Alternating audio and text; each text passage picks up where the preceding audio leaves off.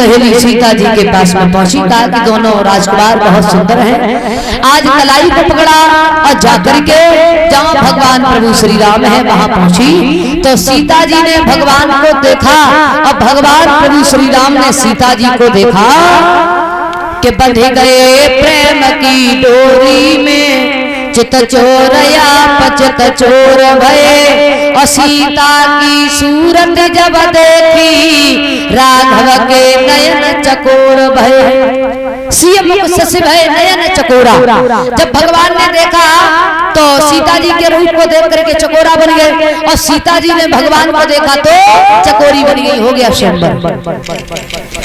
अब महाराज मंदिर में पहुंची है, पूजा अर्चना की है, कहा कि हे माँ जिसे मैं अपने दिल से चाहती हूँ, अपने दिल से मन से मानती हूँ, उसी के हाथों से धनुष टूटे कि पूजा की नयधिक अनुरागा, अरे निजयन रूप सुगर परमागा। पूजा अर्चना की है। आज धरो लौट करके आए तो सीता जी अपनी सहेलियों के साथ में वहां से चली आई और इधर महाराज जनक ने सुना है कि विश्वामित्र राम लक्ष्मण हमारे फूल बाग में रुके हुए हैं, तो आज महाराज जनक उन्हें लेने के लिए पहुंचे। विनती की है, कहा कि चलो अब आप हमारे महलों में प्रवेश कीजिए। तो महलों में जब पहुंचे हैं तो क्या देखा कि पूरी जनकपुरी एक नई दुल्हन की तरह सजाई गई है। बड़े सुंदर सुंदर बिछौना पड़े हुए हैं, सुगंधित इत्र पड़े हुए हैं, केले के खम्भ लगे हुए हैं। आप महाराज जब देखा पूरी जनकपुरी नई दुल्हन की तरह सजाई गई है तो महाराज जनक ने इशारा दिया है कि सब मंचन से मंचित सुंदर विशद विशाल, अरे मुनि सहित बंधु दो बैठा रे महिपाल। आज इशारा दिया है। अच्छा इशारा किधर को दिया? वैसे 10,000 राजा से ऊपर राजा उपस्थित थे महाराज जनक के यहाँ पर, सभी के बैठने की उचित व्यवस्था की गई थी, लेकिन 3 कुर्सियां अलग पड़ी हुई थी। उस पर जाकर के विश्वामित्र राम लक्ष्मण बैठ गए तो पूछा ये बताइए ये 3 कुर्सियां अलग क्यों पड़ी हुई है? अरे इतने राजा महाराजा आए हैं, सभी के बैठने की उचित व्यवस्था की गई है, लेकिन ये 3 कुर्सियां अलग पड़ी हुई है, इसका क्या मतलब है? राजा बोला देखो यहाँ कुर्सियों से कोई लेना देना नहीं है, यहाँ केवल धनुष को बात दी गई है। धनुष तोड़ो, सीता जी के साथ में विवाह करो और जाओ। कुर्सियां जो पड़ी उनको पड़ा रहने दो, यहाँ कुर्सियों से कोई लेना देना नहीं है। अच्छा जो धनुष रखा हुआ था वो रंगभूमि वो धनुष रखा हुआ था। अब सीता जी उसी रंगभूमि में जयमाला लेकर के आती हैं तो बाबा तुलसीदास जी लिखते हैं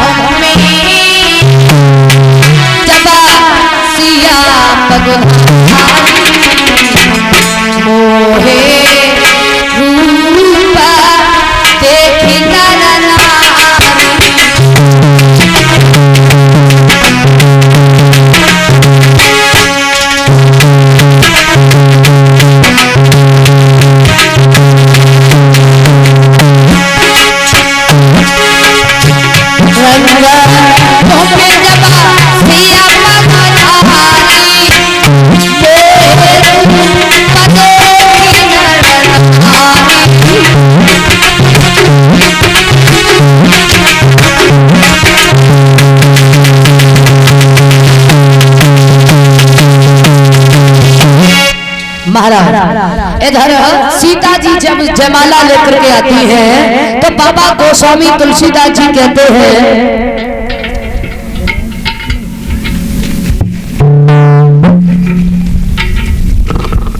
बाबा तुलसीदास जी कहते हैं जब सीता जी जयमाला लेकर के आई तो बाकी स्त्री पुरुष सभी देख करके मोहित हो गए। बाबा तुलसीदास जी ये भी कहते हैं कि मोहित नारी के नगारी यही रीति अनुपा, यानी कि स्त्री कभी स्त्री को देख करके मोहित नहीं होती है। आपने देखा हो जब नई बहू आए तो हमारी माताएं जो है वो नई बहू देखने को जाती हैं, और जब वे देखन जाए और बात तरफ से लौट के आए तो दूसरी पूछती का बहू कैसी हती, बोले बहू बहुत सुंदर है, बहू बहुत सुंदर है, बहू में कोई कमी ना, लेकिन थोड़े दांत बड़े बड़े हैं और बहू बहुत सुंदर है। यानी कोई न कोई कमी जरूर निकाल लेंगी चाहे कितनी सुंदर हो।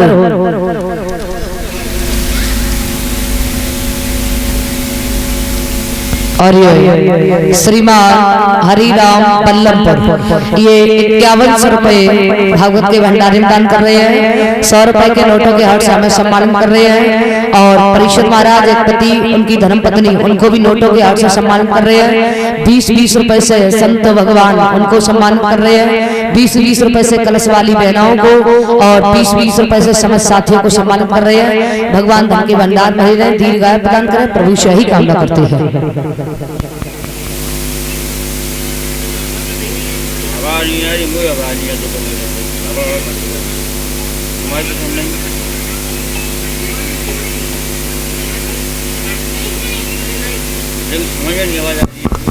महाराज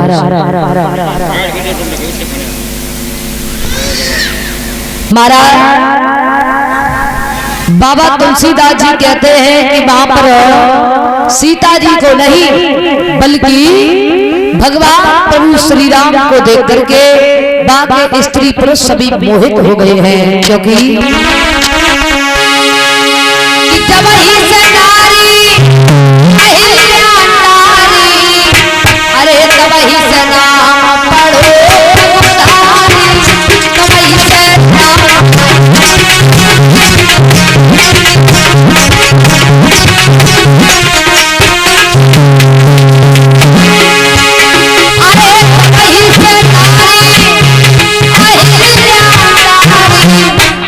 तब ही से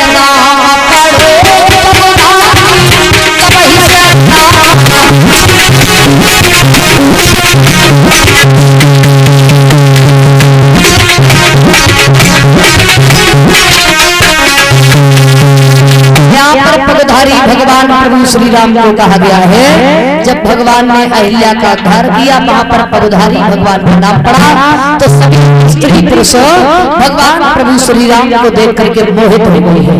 अब महाराज कलश वाली बहनें बाहर निकल आई।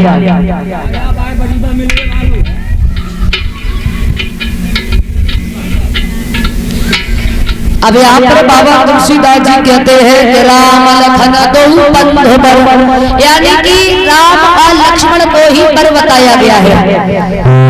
और सवाए बोले वो सब गोबर, बोले गोबर क्यों? बोले गोबर का भी बहुत बड़ा महत्व होता है। अगर शादी विवाह हो तो वहां सबसे पहले गोबर का ही काम आता है। यज्ञ पूजा पाठ हवन होता है तो सबसे पहले गोबर का ही काम आता है। बोले तो गोबर क्यों बता दिया? कहा कि ये तो सावन भादों के गोबर से भी गोबर है, क्योंकि इन्हें नहीं मालूम है कि जगत जननी का प्रण तो जगत पिता ही कर सकता है। अच्छा 10,000 राजा से जो ऊपर राजा थे उन्होंने तो भगवान को पहचान लिया और भगवान को साष्टांग प्रणाम किया। हे प्रभु हम बड़े प्रसन्न हैं और बड़े हमारे सौभाग्य हैं जो आपके विवाह में हम सम्मिलित हुए हैं और आपका आज दर्शन हुआ है, हम बड़े प्रसन्न हैं। लेकिन जो 10,000 राजा थे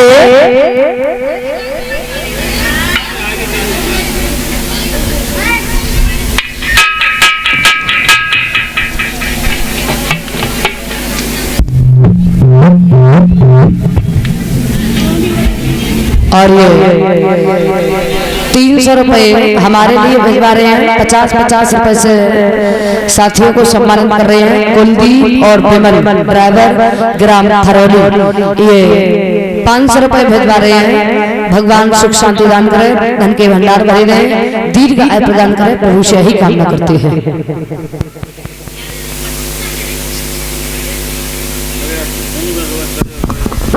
श्री सुखदेव जी वर्णन करते हैं कि हे राजन परीक्षित, महाराज 10,000 राजा जो थे वो केवल धनुष तोड़ने के लिए आए थे, सीता जी के साथ में विवाह करने के लिए आए थे। अब महाराज जनक ने देखा, कहा कि ये बताइए 5:30 बज चुके हैं और 6 बजे विवाह का मुहूर्त है, तुम लोग धनुष तोड़ने आए हमारा मुंह देखने आए? कहा कि हम तो धनुष तोड़ने आए, तुम्हारा मुंह देखने नहीं आए। बोले तो फिर तोड़ो। अब एक एक करके सभी राजा महाराजा धनुष तोड़ने के लिए आगे बढ़ने लगे।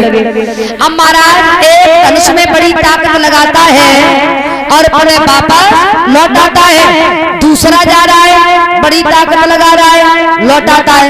अब जब वापस लौट करके आया और जो धनुष तोड़ने के लिए जा रहा है तो वो ये नहीं सोच रहा है कि हे धनुष महाराज आप हमसे नहीं टूटे तो इससे टूट जाना है, लेकिन वो ये सोच रहा है कि हे धनुष महाराज आप हमसे नहीं टूटे तो इससे भी नहीं टूटना, क्योंकि अगर हमारे घर में कोई काम बिगड़ जाए तो पड़ोसी के घर में पहले बिगड़ना चाहिए है। अब सभी राजा महाराजा एक एक करके जाते हैं लेकिन धनुष को हिला भी नहीं पाए। अब अंत में नंबर आया है तो रावण बाणासुर को लेकर के आज धनुष तोड़ने के लिए आगे बढ़ा। भगवान भोले बाबा ने देखा हमारा तीसरा नेत्र खुला है, अगर धनुष को छू लिया तो समझ जाइए। तो बाबा तुलसीदास जी कहते हैं कि छुआ नहीं जा अरे हारे सकल धूप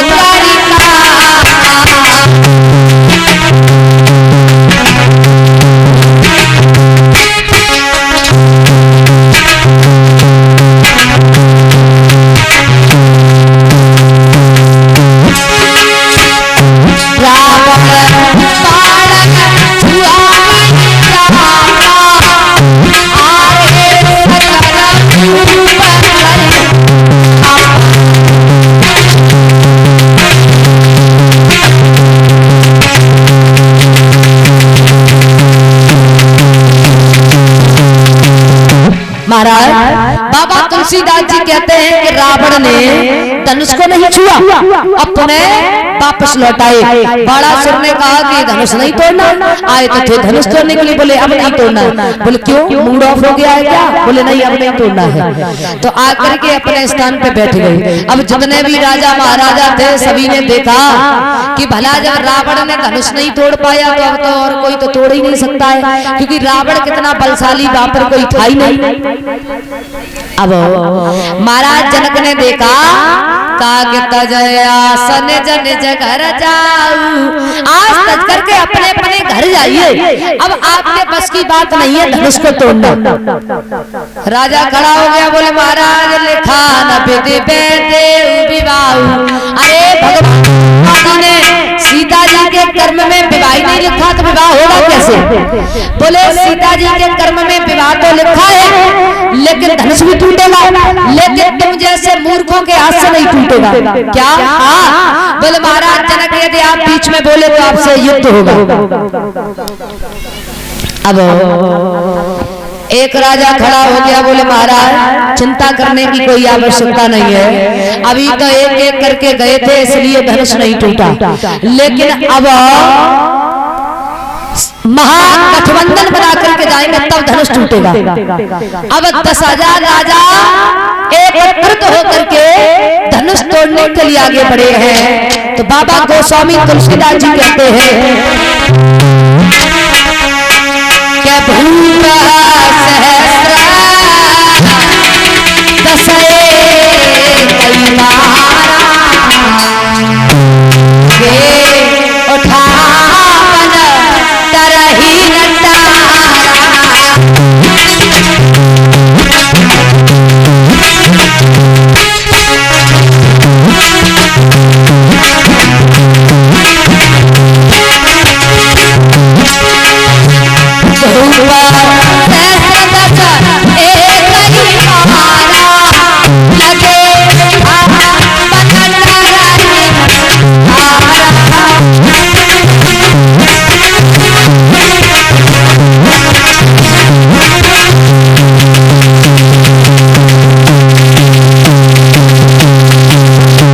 महाराज 10,000 राजा एक ही बार